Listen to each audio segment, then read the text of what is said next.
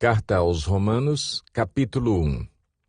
Paulo, servo de Cristo Jesus, chamado para ser apóstolo, separado para o Evangelho de Deus, o qual foi prometido por ele de antemão, por meio dos seus profetas nas Escrituras Sagradas, acerca de seu filho, que, como homem, era descendente de Davi, e que, mediante o Espírito de Santidade, foi declarado Filho de Deus com poder, pela sua ressurreição dentre os mortos, Jesus Cristo, nosso Senhor.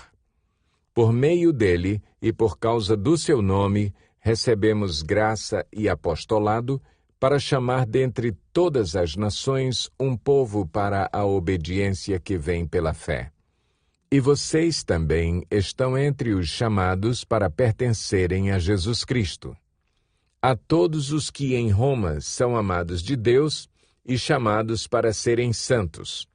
A vocês, graça e paz da parte de Deus, nosso Pai, e do Senhor Jesus Cristo. Antes de tudo, sou grato a meu Deus, mediante Jesus Cristo, por todos vocês, porque em todo o mundo está sendo anunciada a fé que vocês têm. Deus, a quem sirvo de todo o coração pregando o Evangelho de seu Filho, é minha testemunha de como sempre me lembro de vocês em minhas orações e peço que, agora, finalmente, pela vontade de Deus, seja-me aberto o caminho para que eu possa visitá-los. Anseio vê-los a fim de compartilhar com vocês algum dom espiritual para fortalecê-los, isto é, para que eu e vocês sejamos mutuamente encorajados pela fé. Quero que vocês saibam, irmãos, que muitas vezes planejei visitá-los, mas fui impedido até agora. Meu propósito é colher algum fruto entre vocês, assim como tenho colhido entre os demais gentios. Sou devedor tanto a gregos como a bárbaros, tanto a sábios como a ignorantes.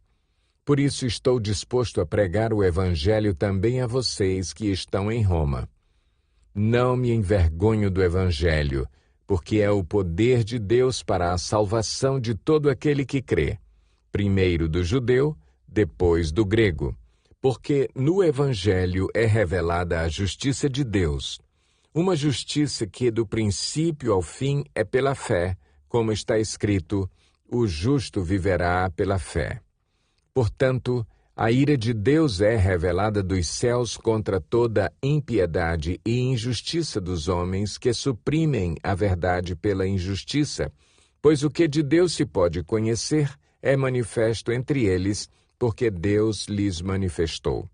Pois, desde a criação do mundo, os atributos invisíveis de Deus, seu eterno poder e sua natureza divina, têm sido vistos claramente, sendo compreendidos por meio das coisas criadas, de forma que tais homens são indesculpáveis, porque, tendo conhecido a Deus, não o glorificaram como Deus, nem lhe renderam graças.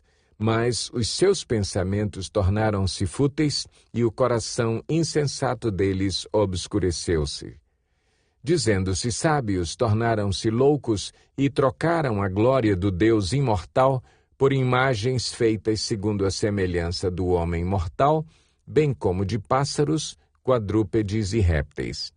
Por isso, Deus os entregou à impureza sexual, segundo os desejos pecaminosos do seu coração, para a degradação do seu corpo entre si. Trocaram a verdade de Deus pela mentira e adoraram e serviram a coisas e seres criados em lugar do Criador, que é bendito para sempre. Amém. Por causa disso, Deus os entregou a paixões vergonhosas. Até suas mulheres trocaram suas relações sexuais naturais por outras, contrárias à natureza. Da mesma forma, os homens também abandonaram as relações naturais com as mulheres e se inflamaram de paixão uns pelos outros. Começaram a cometer atos indecentes, homens com homens, e receberam em si mesmos o castigo merecido pela sua perversão. Além do mais, visto que desprezaram o conhecimento de Deus, ele os entregou a uma disposição mental reprovável para praticarem o que não deviam. Tornaram-se cheios de toda sorte de injustiça, maldade, ganância e depravação. Estão cheios de inveja, homicídio, rivalidades, engano e malícia. São bisbilhoteiros, caluniadores, inimigos de Deus, insolentes, arrogantes e presunçosos. Inventam maneiras de praticar o mal. Desobedecem a seus pais, são insensatos, desleais, sem amor pela família e implacáveis. Embora conheçam o justo decreto de Deus de que as pessoas que praticam tais coisas merecem a morte, não somente continuam a praticá-las, mas também aprovam aqueles que as praticam. Romanos 2. Portanto, você que julga os outros é indesculpável, pois está condenando a si mesmo naquilo em que julga, visto que você, que julga, pratica as mesmas coisas. Sabemos que o juízo de Deus contra os que praticam tais coisas é conforme a verdade. Assim, quando você, um simples homem, os julga, mas pratica as mesmas coisas, pensa que escapará do juízo de Deus?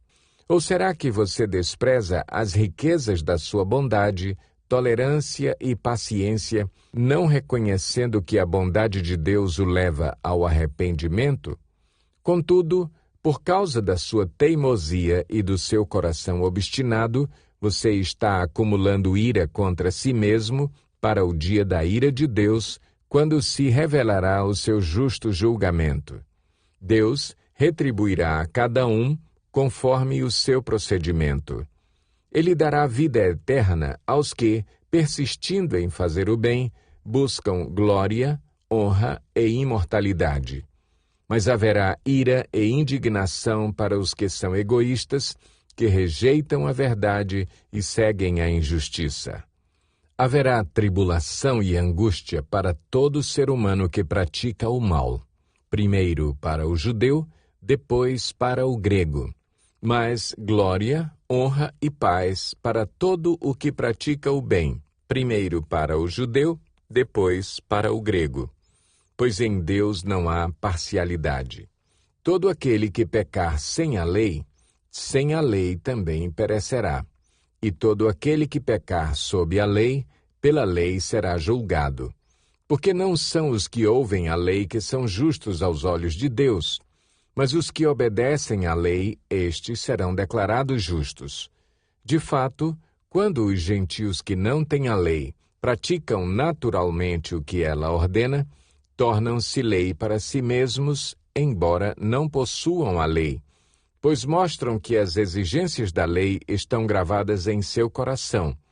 Disso dão testemunho também a sua consciência e os pensamentos deles, ora acusando-os, ora defendendo-os.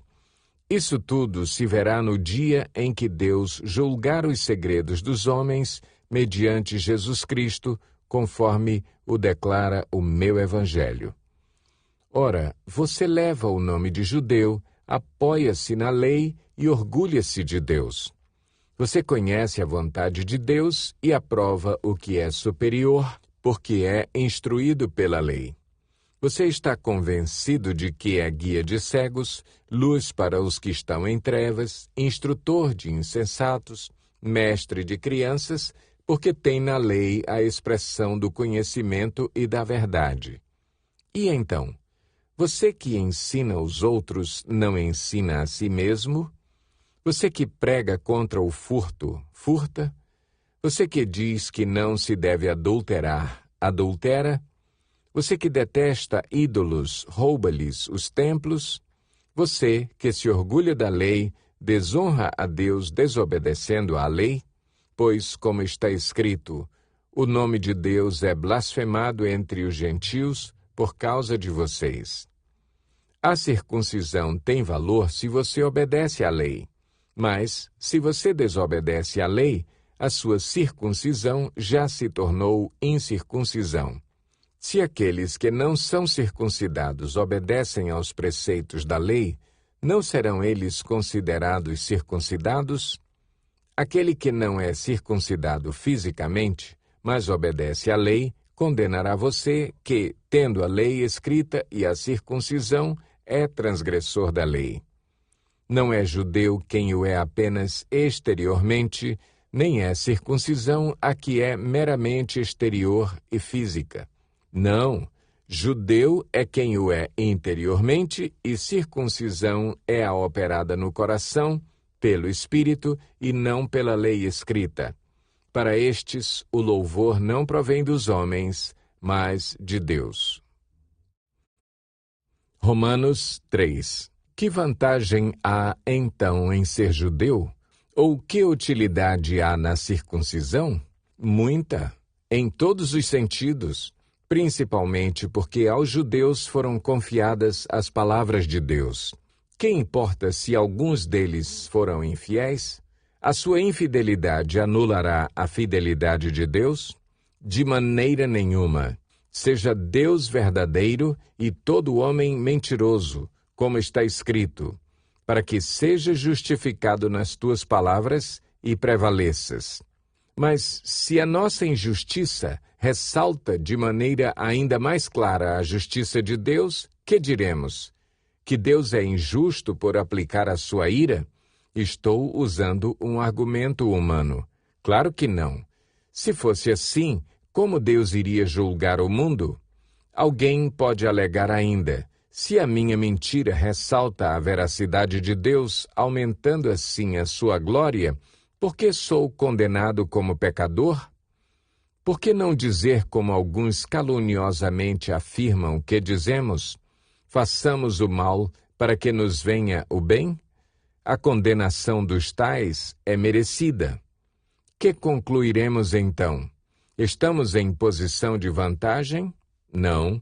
Já demonstramos que tanto judeus quanto gentios estão debaixo do pecado, como está escrito: não há nenhum justo, nenhum sequer. Não há ninguém que entenda, ninguém que busque a Deus. Todos se desviaram, tornaram-se juntamente inúteis. Não há ninguém que faça o bem, não há nenhum sequer. Suas gargantas são um túmulo aberto, com suas línguas enganam. Veneno de serpentes está em seus lábios. Suas bocas estão cheias de maldição e amargura. Seus pés são ágeis para derramar sangue. Ruína e desgraça marcam os seus caminhos e não conhecem o caminho da paz. Aos seus olhos é inútil temer a Deus. Sabemos que tudo o que a lei diz, o diz àqueles que estão debaixo dela, para que toda boca se cale e todo o mundo esteja sob o juízo de Deus. Portanto, ninguém será declarado justo diante dele, baseando-se na obediência à lei, pois é mediante a lei que nos tornamos plenamente conscientes do pecado. Mas agora se manifestou uma justiça que provém de Deus, independente da lei, da qual testemunham a lei e os profetas, justiça de Deus mediante a fé em Jesus Cristo para todos os que creem. Não há distinção, pois todos pecaram e estão destituídos da glória de Deus, sendo justificados gratuitamente por sua graça, por meio da redenção que há em Cristo Jesus. Deus o ofereceu como sacrifício para propiciação mediante a fé, pelo seu sangue, demonstrando a sua justiça. Em sua tolerância, havia deixado impunes os pecados anteriormente cometidos, mas, no presente, demonstrou a sua justiça a fim de ser justo e justificador daquele que tem fé em Jesus. Onde está, então, o motivo de vanglória? É excluído. Baseado em que princípio? No da obediência à lei? Não, mas no princípio da fé. Pois sustentamos que o homem é justificado pela fé, independente da obediência à lei. Deus é Deus apenas dos judeus?